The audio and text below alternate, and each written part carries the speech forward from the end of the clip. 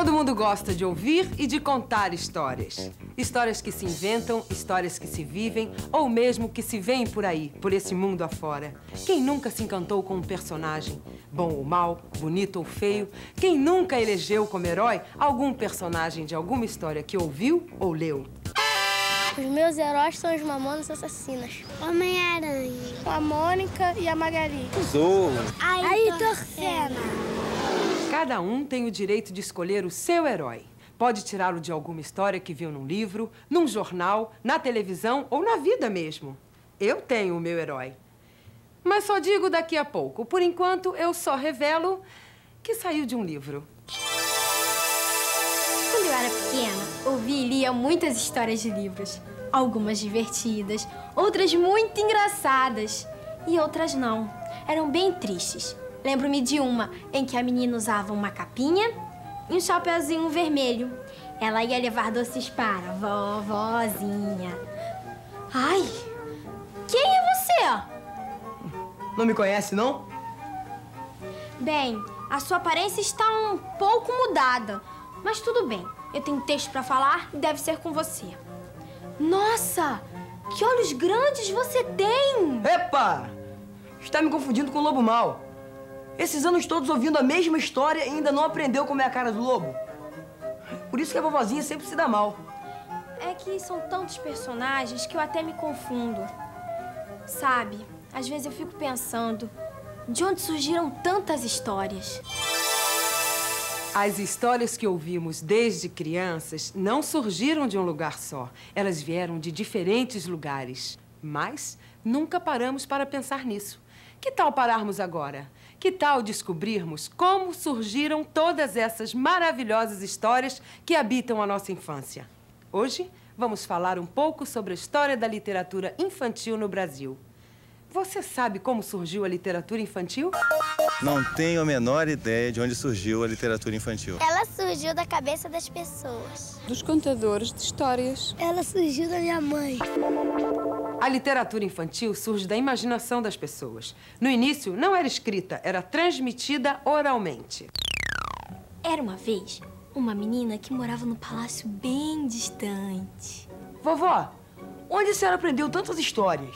Ah, minha avó me contou. Ela aprendeu com a vovozinha dela, só para que eu agora pudesse lhe contar. Como não existiam em livros, as histórias ficavam guardadas na cabeça das pessoas. Só muito tempo depois é que elas passaram a ser escritas. Mas de onde vieram as histórias contadas que depois entraram nos livros? Bem, essa é a nossa história de hoje. Assim como nós, a literatura infantil brasileira é resultado da mistura de 3 povos: o europeu, o africano e o indígena. Muitas histórias foram trazidas pelos europeus. Histórias de bruxas, de fadas, de reis e de rainhas.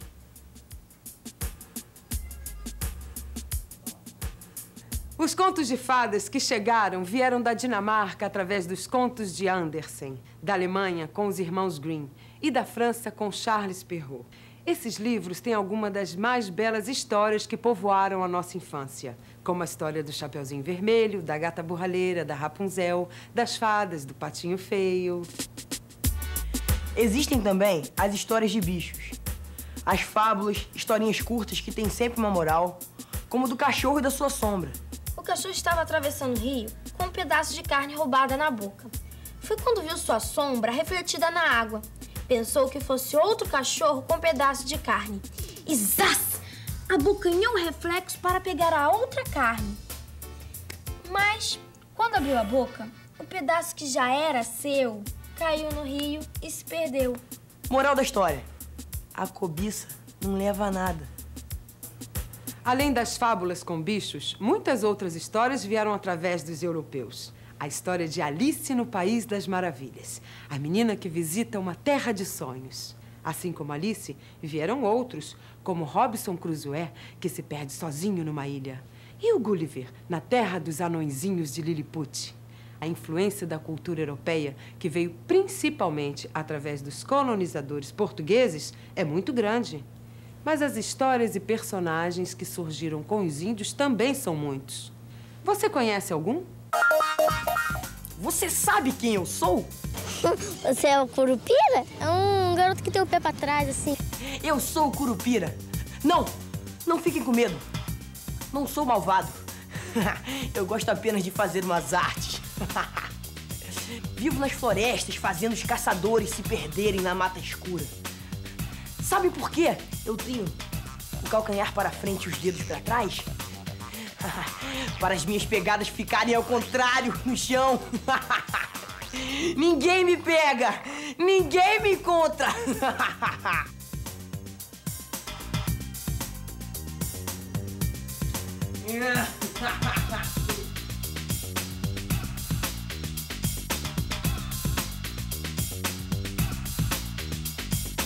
Os negros também trouxeram muitas histórias da tradição oral africana. Um exemplo é a história da caveira falante. Um caçador andava na selva quando viu uma caveira humana. Brincando, ele perguntou: Caveira, quem te trouxe aqui? Foi a minha língua. O caçador ficou assustado, mas resolveu contar a história ao rei. O rei não quis acreditar, mas o caçador insistiu tanto que o rei resolveu ir à selva com o caçador. Só que a caveira se fez de boba diante do rei e não quis falar nada. O rei ficou com tanta raiva que decepou a cabeça do caçador. Horas depois, sozinha com a cabeça, foi aí que a caveira resolveu falar. Cabeça! Quem te trouxe aqui? Então a cabeça respondeu: Foi a minha língua. Indígenas e africanos fizeram a sua versão das fábulas clássicas com bichos e foram formando as fábulas brasileiras. Os personagens principais eram o jabuti, a aranha, o macaco, o sapo e a onça, que viviam historinhas curtas com um ensinamento. É interessante observar que nessas fábulas os ensinamentos eram diferentes dos ensinamentos das fábulas europeias. Aqui são valorizadas qualidades como a esperteza e as tentativas dos fracos de vencerem os fortes, identificados como os dominadores. Nessas fábulas, eu represento a força bruta, mas pouco inteligente. Sempre saio perdendo.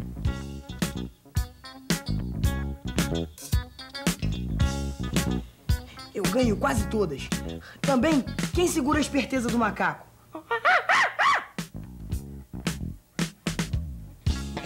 Mas o grande herói nessas histórias sou eu mesmo.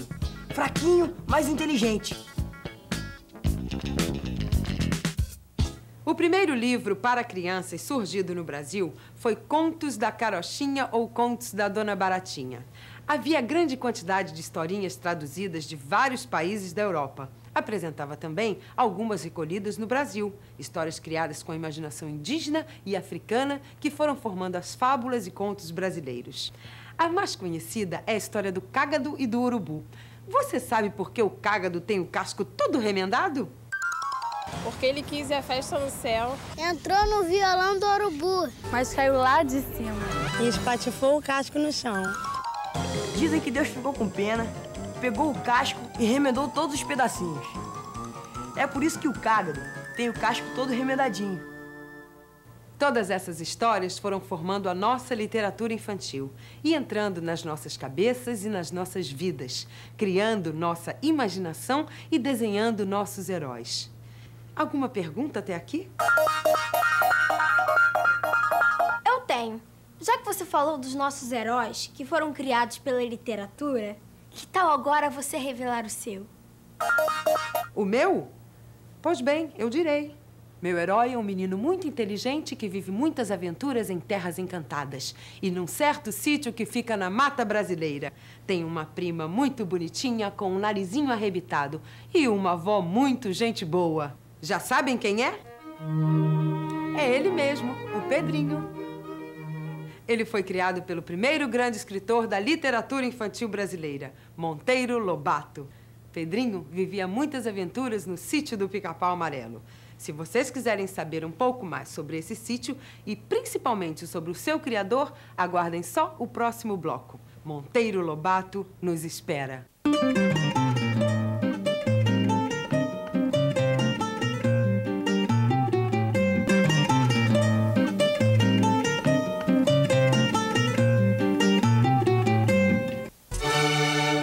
Monteiro Lobato, com sua imaginação criadora, inventou alguns dos mais importantes personagens da literatura brasileira. Da Emília. Narizinho. Dona Benta. Tia Anastácia. Visconde de Sabugosa. Com o livro A Menina do Narizinho Arrebitado, Monteiro Lobato lança o primeiro livro da série que o tornou famoso. As histórias vividas pelos personagens do Sítio do Pica-Pau Amarelo. Eu sou Emília, a personagem mais importante. Não diga asneiras, Emília. Todos os personagens do sítio são importantes. E quem foi que chamou essa espiga de milho falante para a nossa conversa? Francamente, que falta de modos. Você está sendo ingrata com a Dona Benta e com a tia Anastácia, que, aliás, foi quem fez a senhora. Não estou nada, Visconde. Mas que sabe mais mal-humorado você é, hein? Não aceita nem brincadeirinhas. É por isso que eu prefiro brincar com Pedrinho e Narizinho. Eles me entendem e não tem esse cheiro de bolô e mofo que você tem. Que boneca espivitada. Eu juro que assim eu não aguento. Os personagens do sítio fizeram viagens ao céu, à Grécia Antiga, ao país das fábulas, à mata desconhecida, onde habitava a Cuca, o Saci, a Iara, a Caapora, a mula sem cabeça. E recebiam visitas também. No espaço do sítio, o impossível era possível. A fantasia parecia verdade. E a verdade parecia uma brincadeira. Senhor Monteiro Lobato, gostaria de saber quando o senhor vai me enviar o endereço exato do seu sítio, para eu poder visitar minha amiga Emília. A fantasia de Monteiro Lobato parecia tão real que ele recebia dezenas e dezenas de cartas de leitores pedindo para visitarem o sítio do Pica-Pau Amarelo. Ei, você esqueceu de escrever que eu também quero ir. Talvez por escrever uma literatura dedicada às crianças, durante muito tempo não se deu a Lobato o devido valor. Mas ele é muito importante e inovador. E sabem por quê?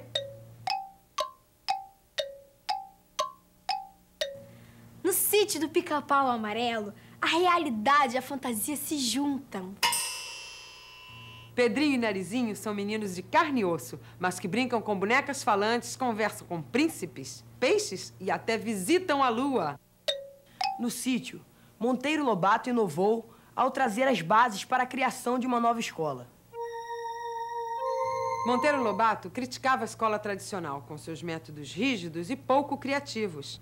As crianças do sítio aprendem fazendo, vendo e observando a natureza. Nada de decorebas e conhecimentos inúteis. No sítio, a criança pensa e faz, e tira suas próprias conclusões.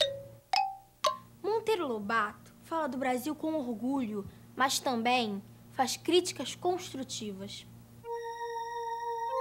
O que achava que estava errado no país era mostrado e criticado. Monteiro Lobato discutia e refletia sobre o Brasil com as crianças, o que era e continua sendo muito enriquecedor. Ele inovou na linguagem escrita porque incorporou o falar do povo, sem palavras difíceis e construções complicadas.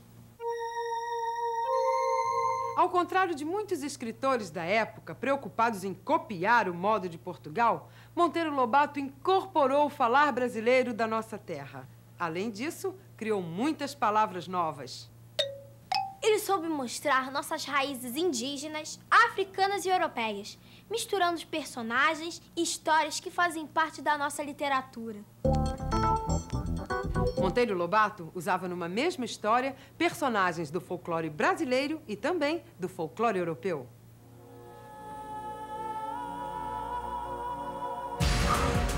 Graças a Monteiro Lobato, eu ganhei uma nova amiga. Vinda diretamente da Europa para o sítio do Pica-Pau Amarelo, Branca de Neve.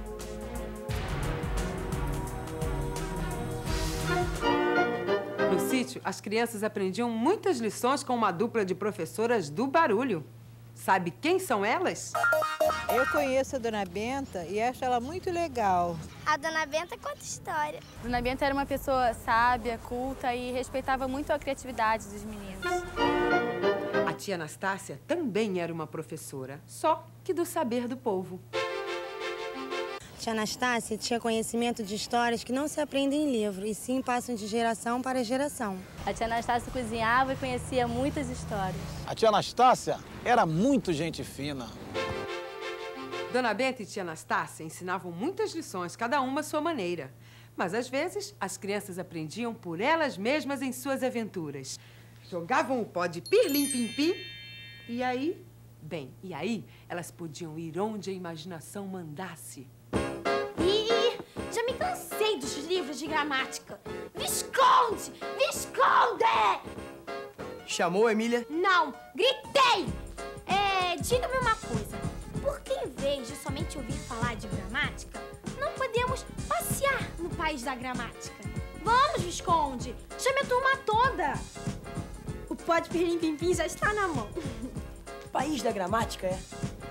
E por que não na terra da matemática? Depois. Primeiro, vamos entender o português. Depois, nós conversamos com os números. Anda, vamos! Viajar ao país da gramática ou à terra da matemática era perfeitamente possível para as crianças do sítio. Em muitos outros livros, as crianças aprendiam no sítio mesmo, mas de forma alegre e divertida, os conhecimentos que se aprendem na escola. Nos serões de Dona Benta, eles aprenderam ciências e outras lições do mundo. Nas histórias da tia Anastácia, aprenderam sobre as histórias do povo, do nosso folclore. Nas histórias das invenções e na história do mundo, as crianças aprenderam de tudo um pouco, sobre invenções, sobre história e muito mais. Em todos esses livros, as aulas são sempre desejadas. As crianças pedem e se divertem com o ensino. E o que é melhor, aprendem. Imaginem só naquela época que novidade não representavam essas aulas. Olha aqui, menino! Eu quero que você decore todos os tons abertos e fechados. Também o nome de cada um dos afluentes do Rio Amazonas. Da margem esquerda e da margem direita. Na ordem, sem errar. Ai, mas professora... Fique quieto, menino! Quando acabar, eu quero que você decore todos os algarismos romanos. Sem mais perguntas. Menino levado! Felizmente, uma escola assim não predomina mais. Foi também pelo esforço de escritores como Monteiro Lobato que o modelo dessa escola antiga e cheia de decorebas foi criticado e vem sendo, aos poucos, abandonado. O que Monteiro Lobato ensinou a você? Monteiro Lobato ensinou muita gente a gostar de aprender. Eu conheço Monteiro Lobato só do sítio do Pica-Pau Amarelo. E você? O que você mais gosta na sua escola? É aula de música. Eu gosto de educação física. É matemática. Eu gosto de ler. Além da criação dos maravilhosos personagens do sítio, Monteiro Lobato, através deles, colocou em foco a relação aluno-professor-escola. É por isso que ele é considerado hoje em dia um dos maiores autores da literatura brasileira. Bem, até o próximo programa.